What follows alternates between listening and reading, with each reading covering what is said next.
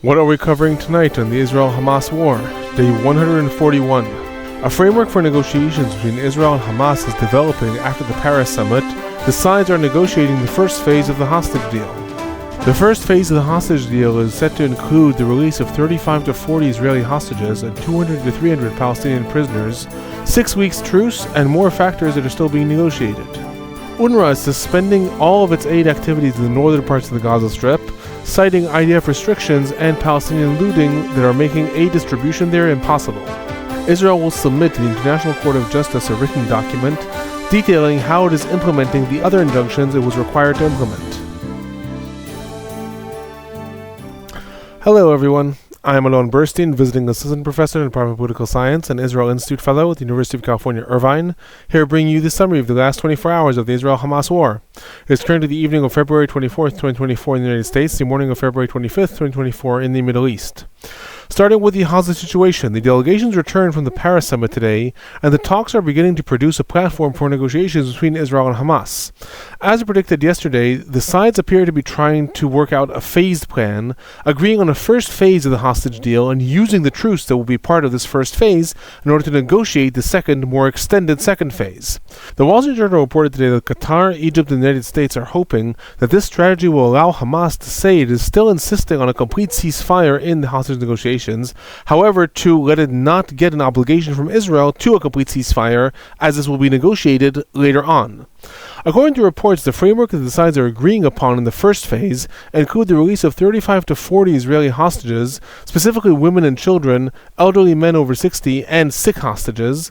Israel in turn will grant a 6-week truce, will agree to substantial increase in humanitarian aid and aid trucks entering the Gaza Strip, both from the north and the southern parts of the Strip, and will agree to an IDF redeployment in the Gaza Strip during the truce. During the next 2 weeks, the sides are supposed to continue to negotiate regarding those facets that they still have not agreed upon. These include the key of Palestinian prisoners that are going to be released in the first phase, i.e. how many Palestinian prisoners will be released in exchange for each Israeli hostage. Israel is insisting that the key from the previous deal, that is 3 Palestinian prisoners for each Israeli hostage, be maintained with regards to the release of women and children. However, Israel is agreeing to be more flexible on how many Palestinian prisoners will be released in exchange for each male hostage.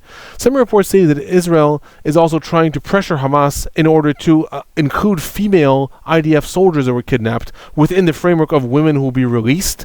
Until now, the Hamas is insisting that women who are released are only civilians, whereas IDF soldiers are treated separately, but Israel wants the female soldiers to be included in the category of women who will be released. In addition, the sides are supposed to negotiate whether or will be the holding positions of the IDF in the Gaza Strip, i.e. where will the IDF withdraw in the Gaza Strip and what lines will it maintain. And Hamas's demand that Palestinian civilians be allowed to be returned to the northern parts of the Gaza Strip. Reportedly, Israel is considering allowing Palestinian women and children to return to the northern parts of the Gaza Strip, although other reports stated that Israel is still rejecting this idea. The Israeli War Cabinet approved the sending of an Israeli delegation to Qatar to continue negotiations based on this framework. Meanwhile, from Hamas, there were conflicting reports. Different Hamas leaders stated different things. Mahmoud Mardawi, who is one of Hamas's senior leaders, say that Hamas has yet to see a proposal from the Paris summit, and while optimism is being reported, the group is cautious about this and is still going to insist on resolving all the internally displaced issues and the humanitarian aid issues in the Gaza Strip. Later in the day, Tahir Anudu, who is a media consultant of Hamas leader Ismail Haniyeh, also stated that a truce cannot be negotiated without discussing the final ceasefire and complete IDF withdrawal from the Gaza Strip. However, other Hamas sources were also quoted elsewhere saying that the group does identify that there is optimism and that there may be a deal by Ramadan. The next 2 weeks are going to be critical. That is when the sides are going to negotiate. It seems that there's cautious optimism on all sides that possibly the deal can be negotiated. At the same time, all sides are also saying, however, there are still a lot of things that we disagree on, so it remains to be seen. Moving on to the Gaza Strip, there was a barrage of rockets sent from the Gaza Strip targeting the southern parts of Israel today. These targeted primarily the areas of Nahal Oz. It is noteworthy that the launching of these rockets came from the northern parts of the Gaza Strip. That is important because in the north of the Gaza Strip, the IDF has largely purged the Hamas battalions. However, Hamas and Palestinian Islamic Jihad still have enough forces that are launching rockets from time to time.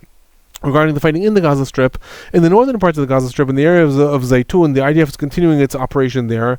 Substantial gun battles were reported throughout the area. A large amount of drone activity was also reported in the areas of Zeitun. Al-Qassam reported firing mortars and RPGs at IDF tanks. An IDF platoon commander, Eyal Shominov, was killed today in an anti-tank missile launch in the Zeitun area. It is possible this was associated with what Al-Qassam reported.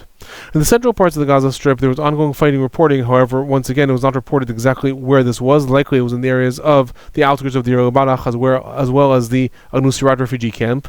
The bulk of the fighting remains in the southern parts of the Strip. In Kahn Yunis, the IDF continued its operation in the western parts of the city. Major weapons warehouses were reportedly uncovered, including ammunitions, explosives, grenades, landmines, military gear, bulletproof vests, and communication devices, all operated by Hamas. Hamas operatives were also targeted by air units in the areas of the western parts of Kahn Yunis. In other activities in the area, the IDF reported raiding a house of a senior Hamas intelligence official, uncovering a tunnel entrance near that house that was destroyed. In addition, in the eastern parts of the city, Palestinian news sites reported major aerial bombardments and firebelt bombings of the IDF, all in the eastern sides of Kahn Yunis. The IDF has expanded its activity to the eastern outskirts of the area. In recent days, it is possible this is part of an IDF offensive in the areas of Kahn Yunis in order to secure those areas before moving towards either the central camps or to Rafah. Relating to Rafah, there was substantial aerial bombings reported in the central parts of the city today. 8 Palestinians were reported killed in these bombings. Local sources also stated that the IDF launched several bombing raids near the Rafah border, that is the border between Gaza Strip and Egypt. There's also substantial artillery fire reported in the eastern parts of Rafah. It was not reported what these specifically were targeting.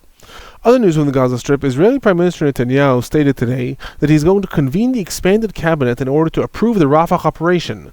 It is noteworthy that this is not required of Netanyahu to do in order to launch the operation, nor is announcing it required. It is most likely another way of issuing public threats that the IDF is going to invade Rafah if a hostage deal is not reached. Netanyahu has been, in the last several days, almost every day, giving another statement about either ordering the IDF to develop the plans about Rafah, even though those plans were already developed, convening the cabinet, discussing with the war cabinet. All these are likely pressure valves on Hamas trying to make public statements saying IDF is going to invade Rafah, so you want to come to a hostage deal sooner rather than later. Regarding casualties, 1 IDF soldier was reported killed in the Gaza Strip in the last 24 hours, bringing the total number of IDF soldiers killed in the Gaza Strip since the invasion began to 238. No new injuries of IDF soldiers were reported. The total number of IDF soldiers injured in the Gaza Strip since the invasion began remains 1,397. The Palestinian Health Ministry reported 92 Palestinians killed in the Gaza Strip in the last 24 hours, bringing the total number of Palestinians killed in the Gaza Strip since the war began to 29,606. 69,737 Palestinians are reported injured in the Gaza Strip. There are still several thousand that are buried under the rubble in the different areas of the Strip and are presumed dead. Moving on to the humanitarian situation in the Gaza Strip, UNRWA announced today that it is suspending its aid missions in the northern parts of the Gaza Strip due to insecurity in the region and ongoing looting. Spokesperson for UNRWA added that less than half of the missions to the north have been approved by the IDF, and those that arrive are looted due to intense hunger of civilians in the area. Responding to this, the IDF coordinator of activity in the Palestinian territories stated that there is no limit to the amount of aid entering the Gaza Strip, and specifically the northern parts of the Gaza Strip, and that the IDF is willing to facilitate and coordinate with any international aid agencies that want to distribute aid in those areas.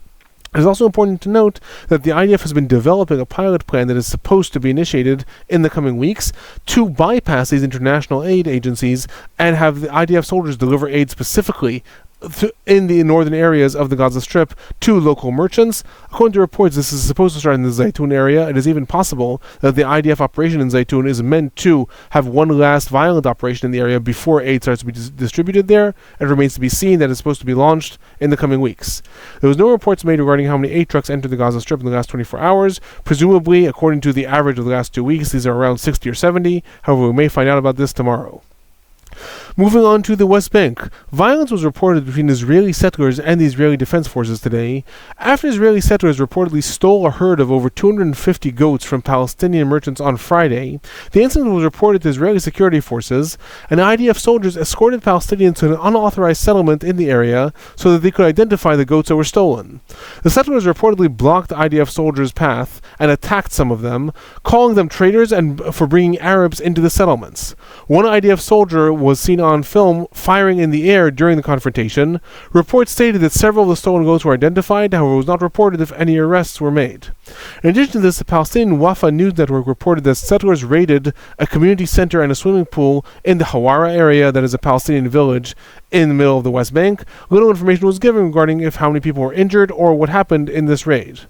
Regarding IDF activity, substantial IDF activity was reported in the villages of Burqa, Bazaria, those were both in the Nablus region, as well as Zabidat. 5 Palestinians reported arrested in the West Bank in the last 24 hours.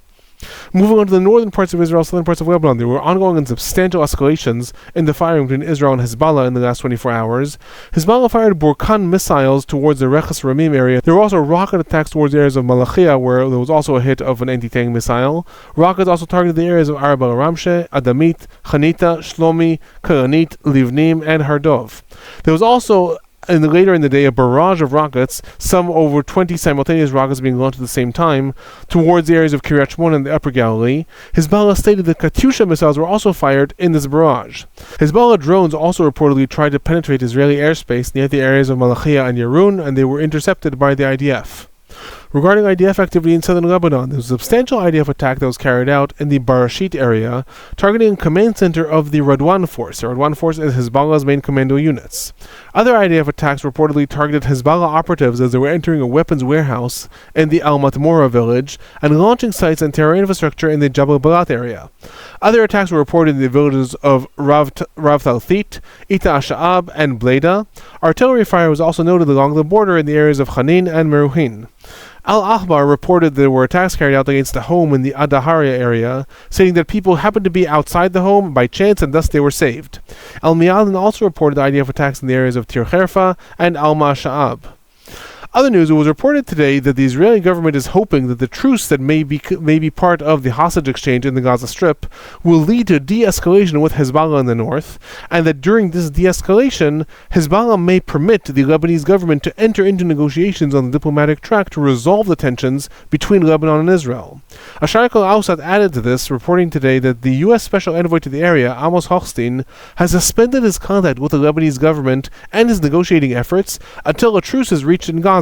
What we learn from this is that Amos Hochstein is taking Hezbollah's threat seriously. Hezbollah openly said that there's no point in carrying on negotiations between Lebanon and Israel as long as there's no truce in Gaza, since Hezbollah, no matter what agreement is reached, is not going to honor it until there is a ceasefire in the Gaza Strip. So what we're learning from this again is that Amos Hochstein is actually recognizing that Hezbollah's threat is credible, and thus all sides are hoping that if there is a truce in the Gaza Strip, possibly this will lead to a de-escalation in the northern parts of Israel, southern parts of Lebanon, that will allow the governments to come to some sort of diplomatic resolution.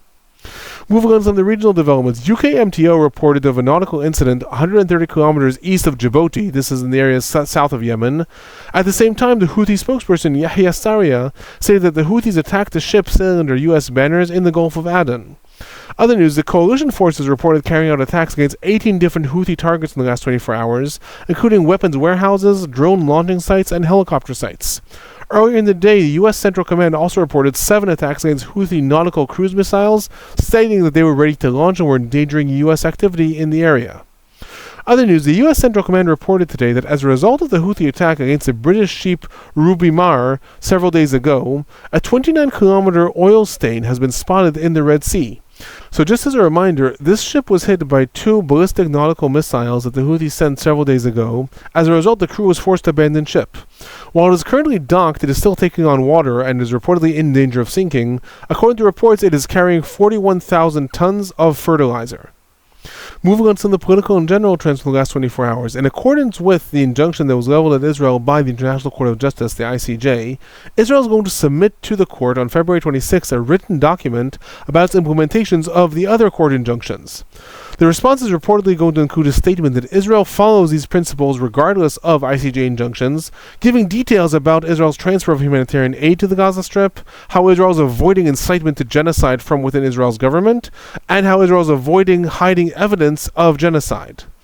Other political news, there was a substantial pro-Palestinian demonstration that was in London, England today. Protesters reportedly blocked Tower Bridge for several hours. In addition to this, thousands of protesters were also reported in Israel protesting against the Israeli government and in favor of a hostage deal in Israel. Police used crowd dispersing equipment that has not been used in Israel since the war began. Other political news: Spain and Ireland sent a letter to the EU High Commissioner today, calling upon the EU to re-examine the association treaties between Israel and the EU, and to verify that Israel is upholding its commitments to honor human rights and democracy as required by these treaties. So it's important to explain that the association treaties are what define the legal and economic relations between Israel and the EU. The two countries called upon the EU to suspend the treaties if it is discovered that Israel is in fact violating these terms. Other news: a letter was signed today by 30 UN human rights experts calling for a weapons embargo of Israel. Their statement was published on the UN website. It states that countries who are exporting weapons to Israel have a responsibility to stop these weapons transfers, even if the exporting countries do not know for certain that their weapons will be used in violation of international law, stating that if the weapons are to be used in the Gaza Strip, they will most likely be used in violation of international humanitarian law. Responding to this, the Israeli Foreign Ministry tweeted an AI-generated picture showing the UN Secretary General Antonio Guterres sitting between the Syrian leader Assad and Iranian president. However, it's important to add that presumably by mistake they put the picture of the former Iranian president Hassan Rouhani instead of the current president Ibrahim Raisi. Israeli Foreign Ministry added that Israel operates according to international law while defending itself against Hamas terrorists, and that the Human Rights Council reports before and after October 7th only prove their continuous bias and anti-Israel obsession. Moving on to the future of the Gaza Strip, a summit meeting will occur tomorrow in Jordan. It will be attended by the Palestinian Authority Chairman Mahmoud Abbas and the King of Jordan Abdullah. They are reportedly going to discuss the establishment of a technocratic unity Palestinian government after the war, with some reports stating the Palestinian Authority wants to work out the technicalities, whether this government is going to be in charge of rebuilding the Gaza Strip and only represent the Gaza Strip, or if it is also going to be incorporated into the West Bank and be a unity government of both sides. According to some reports, there is some hesitation and confusion in the Palestinian Authority regarding if this is going to be presented to the United States as part of the overall reform in the Palestinian Authority, or if this is going to be something that is localized to the Gaza Strip, and the Palestinian Authority is seeing pros and cons to both sides. Other news: the head of Israel's National Security Council, Tzachi Hanegbi, again clarified today in interviews to Israeli news sites that Israel will not allow for the establishment of a Palestinian state after the war, adding, and I quote, "When they demand a state from us, we explain that a state means sovereignty, and we will not allow foreign sovereignty in Judea and Samaria," that is referring to the areas of the West Bank. Tzachi Hanegbi also added that Prime Minister Netanyahu's position is that Israel does not want to control the Palestinians, and managing their daily life should be in their own hands. So again, we're seeing the Israel's National Security Council reiterating what Prime Minister Netanyahu has been saying, that Israel is going to maintain complete security control in all areas between the Jordan River and the Mediterranean Sea, that includes the West Bank and the Gaza Strip. However, Israel does not want to maintain civilian control of the Palestinian territories. I'll remind everyone that Prime Minister Netanyahu issued his first document that relates to the plans that Israel has for after the war. I'm going to publish a video analyzing this document in the coming days. If you enjoy these videos, please do remember to subscribe, give them a like. If you want to know when videos come out, please turn on notifications. If you have questions or comments, please leave them in the comment section below. That is my report for the last 24 hours. I'll be back tomorrow.